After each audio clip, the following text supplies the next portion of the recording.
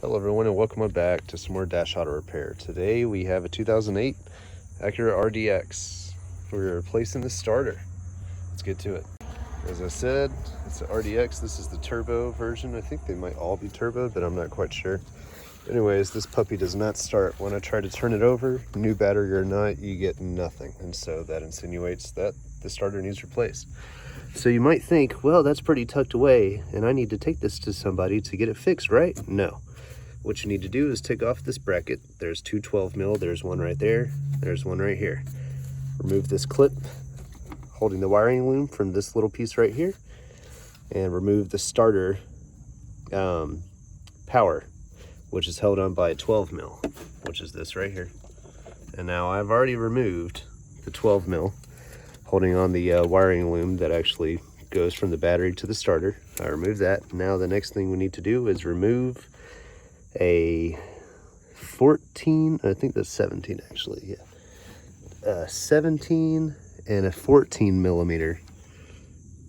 And it looks like, yeah, there's the 17 millimeter right there on the starter bolt that's going to the bell housing.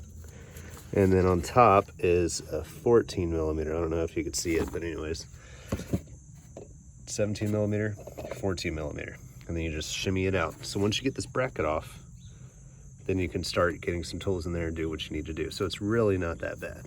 So save yourself the money and do this yourself so you don't have to pay a fortune to get it done. Let's get right to it.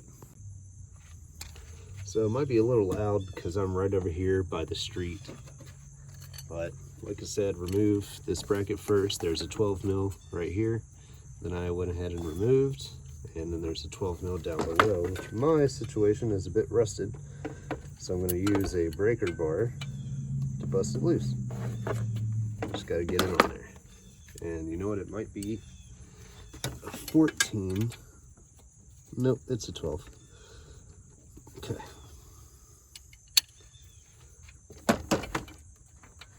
So it's a 12 mil. Once you get that on there, I'm going to bust it loose. And it might be rusted. Hopefully not. Just make sure you keep it on there pretty nice. And mine is coming loose.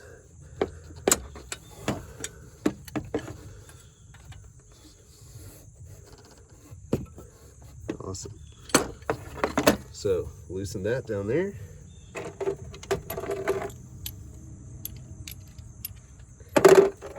Switch up some stuff real quick.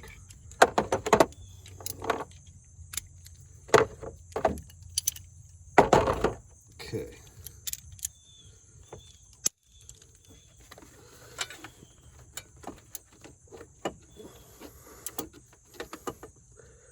Just trying to get to this bottom bolt a little better.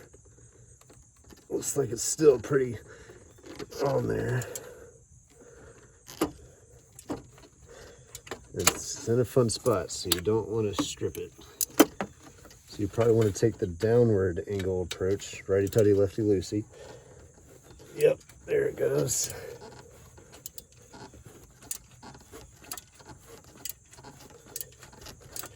So, after you've removed that, oh, sorry for the wobbly camera.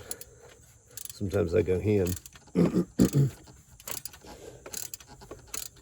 So, anyways, should be able to just twist that off now with my fingers.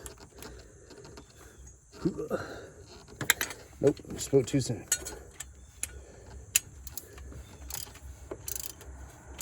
Almost there. As you can see, it's a little loud.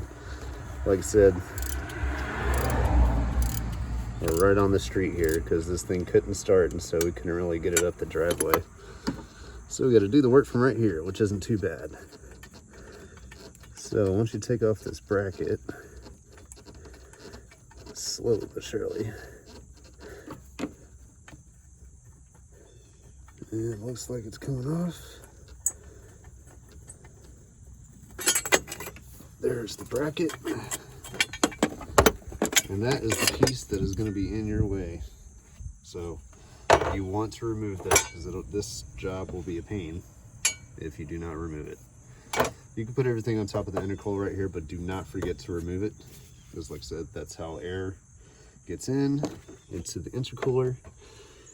That is how power is made. So, all right, like I said, I took the starter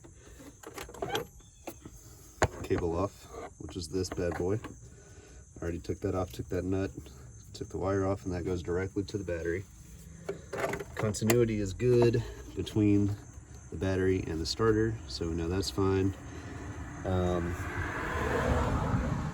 That is the first thing that I checked before I replaced the starter. But I'll be honest, I've never had an issue where a cable, at least on these newer cars, where a cable from the battery to the starter has been bad. I've never had an issue like that. So, all right, I went ahead and I unplugged the power connector right here.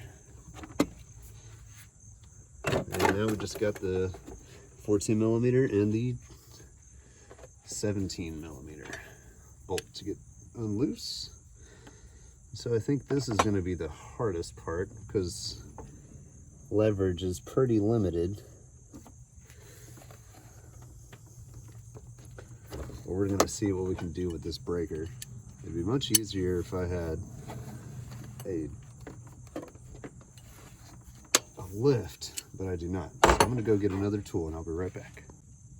All right, now I'm back. Had to get half-inch ratchet, and I'm just going to go down there and take off that bottom bolt, or attempt to. Sorry for the loud noises. People do not go 25 down this road.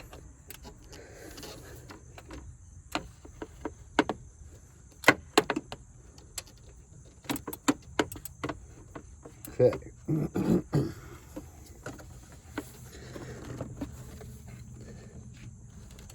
Ugh. Oh yeah, it's on there.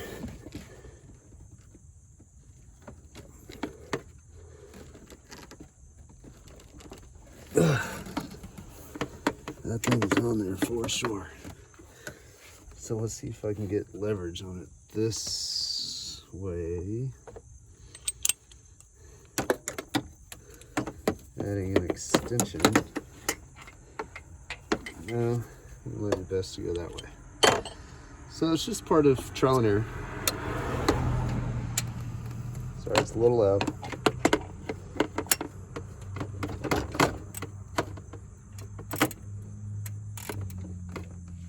Trial and error on what works, you know, just getting creative. Ugh. That sucker's on there. Oh yeah. Righty tighty, lefty loosey, of course.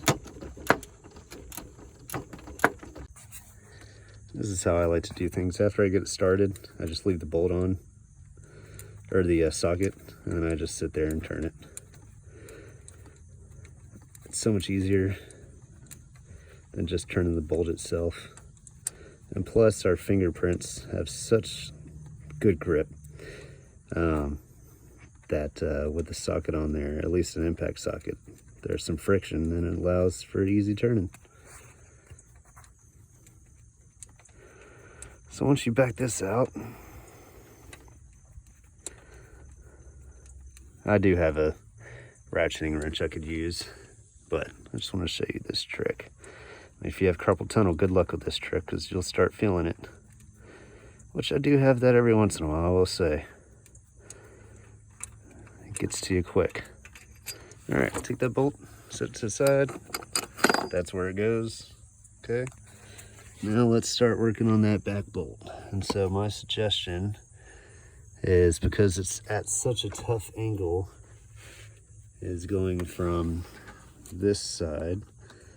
See if you guys can see that, the opposite side of the starter, and kind of go from there. So once I get it figured out, I'll show you guys, but I'm gonna try to figure it out first. All right, so I went ahead and broke that loose. As you can see, my socket is back there. There, I'll slide it off, slide it back on, slowly but surely. There it is. So I had to use some extensions. an extension and a 1/4-inch adapter with a deep well socket. So like I said, anything automotive, you just got to get creative. And I already broke it loose, so I don't need to have my ratchet anymore. I could just put my finger back there with the socket and the extensions on there and let her loose. So that's what I'm going to do. I'm going to pull this bolt all the way out. Gotta wait for that car to drive by so it's loud and you guys can hear me. Yeah, I'm gonna back that bolt out, take it out, and then take the starter out, and I'm gonna pull it. And look at this. About to get this bolt off, but look, who just pulled up? FedEx pulled up, but to drop off smart car parts, because we do this, and I'm doing this on the side, bro. Anybody can do this. No excuses. Once it gets out, we're gonna wave to him. Thanks, man. Welcome. Yep. Yes, sir. This is what we do here. Like, share, and subscribe. Let's get this channel up and pumping. So like I said, I'm almost done backing that bolt out. As you can see, it's almost out. And then we just pop it out. Alrighty, so I got the top bolt off of the starter. It's a 14 mil. Forgot to tell you guys that. 14. And this is what I did. Just got my adapter, my deep well, and a 3/8. So now that that's off, all I need to do is wiggle out the starter and put it in between the wire looms and pull it up. So sometimes you kind of have to like crack these bad boys because they've been sitting in there for a minute. So it's rare, but this one seems to be on there. This thing has 300,000 miles on it, so let's see. So I noticed something. If it's stuck, there's a little part where you can pry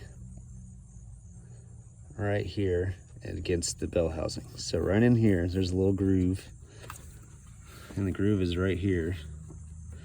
So basically the bell housing mounts up here, and this is where the starter is.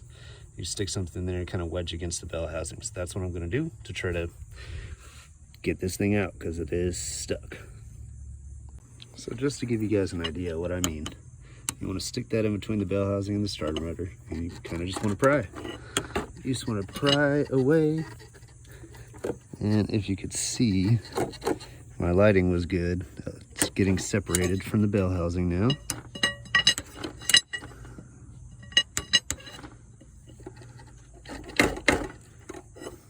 You don't want to break anything else, of course.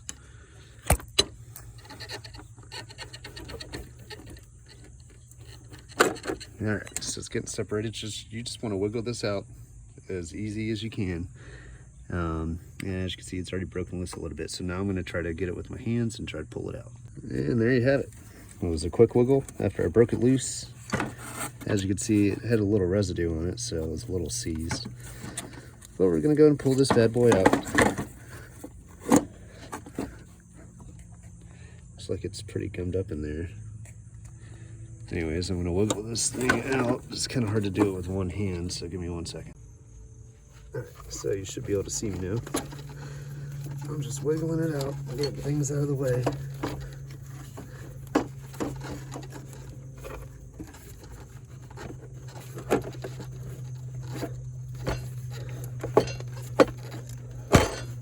Could you remove all this stuff? Yes. Would you have to do more work? Yes. Is it easy just to wiggle it out? Yes. So just wiggle it out. So here's our bad starter motor. Now, I don't know what that is. Looks like some gunk. Haven't seen that before in a starter motor. But anyways, we're gonna go ahead and put on the new one. We are clear. So, we want to kind of shimmy it in place first.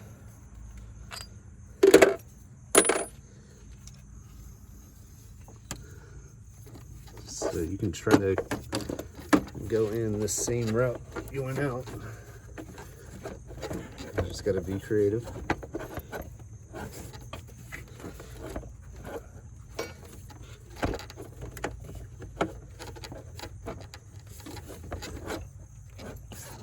Definitely have to have patience.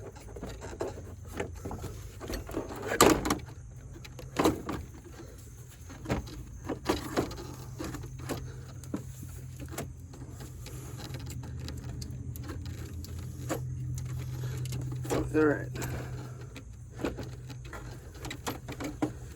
She is pretty much in there. I'm gonna let her rest right there for a second. And I'm gonna go ahead and put her in place. I'm gonna get this camera out of the sun real quick, but so pretty much I'm gonna put this new starter motor in place. And I'm gonna put the bolts in, just kind of start threading them in. All right, so I got the bottom one in. And I had to kind of hold the starter motor up as I spun the bolt into the bell housing with my right hand, or if you want to make it easier, you hold the starter motor and use a ratcheting wrench, where you could just make it quick. Of course, very important, do not cross thread. This is all aluminum. You do not want to be tapping anything, so make sure it's threaded first, and then use power tools with caution. They're supposed to make your job easier, not harder. So be smart when you're using power tools. Do not cross thread. So that one's not all the way in yet, because I want to make sure that I can form the threads in on the back one first. So I'm going to go ahead and try to put the back bolt in. All right, so the back bolt is in. I don't know if you can see it. That's where it's at, right there.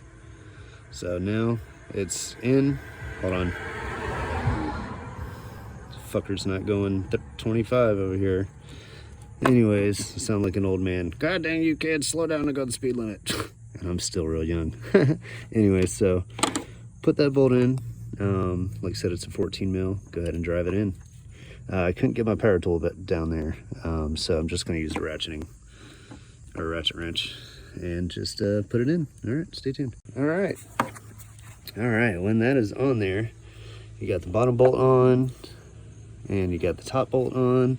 14 mils at the top, and after you tighten them both up, then you're ready to put everything back together. So you need to put back together the electrical connector and the starter line that's going for the battery, which is held by a 12 mil. So first we're going to put the connector on, which is pretty freaking easy. You just plug it in. Once you hear a nice click, a satisfying click, then you're good. And then you want to take off that 12 millimeter bolt at the top. Hope you heard that. If you didn't, you want to take the 12 millimeter bolt off at the top where the battery wire goes to. So I'm doing that now.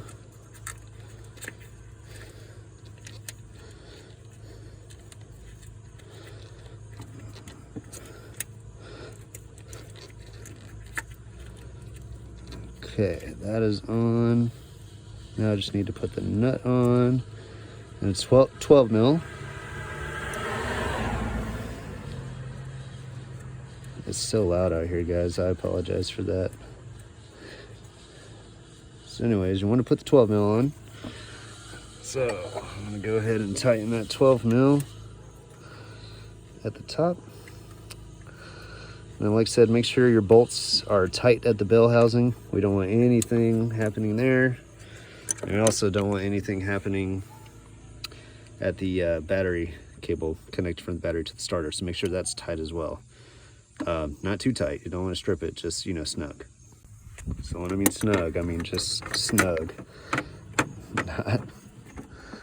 Not too crazy.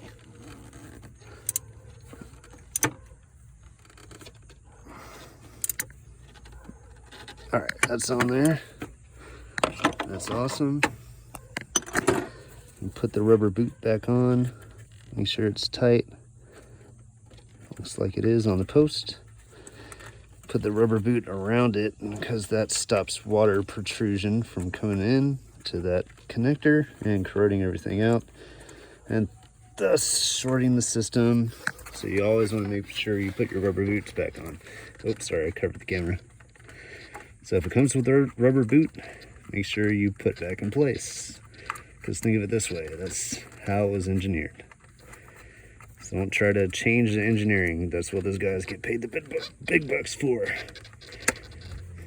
All right, so once that rubber boot's on, that is good. And now you have just replaced a starter. So you can put the bracket back on For this situation, this car has 240 or 300,000 miles on it, I can't remember. So I'm gonna put this bracket back on. Some of you don't have to, it really serves no purpose. So you have the choice to leave it off if you want, to make it easier. And at that point, we're just gonna put the battery together. There's two 10mm bolts at the top. I have the new battery right here. I'm gonna pop it in place and start it right up. Stay tuned. All right, just a final walkthrough of what we've done. We replaced the starter. There were 17mm bolt at the bottom, 14mm bolt at the top, electrical connector, and a 12mm bolt holding from the battery cable to the starter. And remember to put the rubber boot over, and which I did. Electrical connector is connected. You want to make sure you go over everything. Don't want to miss anything. Then I plugged up the battery, two 10mm. These damn cars. You can put the battery tied down back on. But first we're gonna go ahead and start it right up. Hopefully she starts. Fingers crossed. First time starting. And it is hot in this car.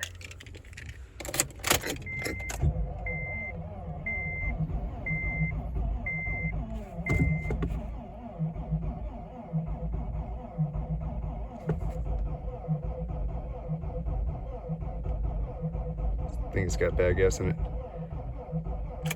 I'm gonna let it prime the fuel pump real quick. Hopefully it's got enough gas. It looks like it's got a little bit over half tank, but this thing has been sitting for a minute. We're gonna try again.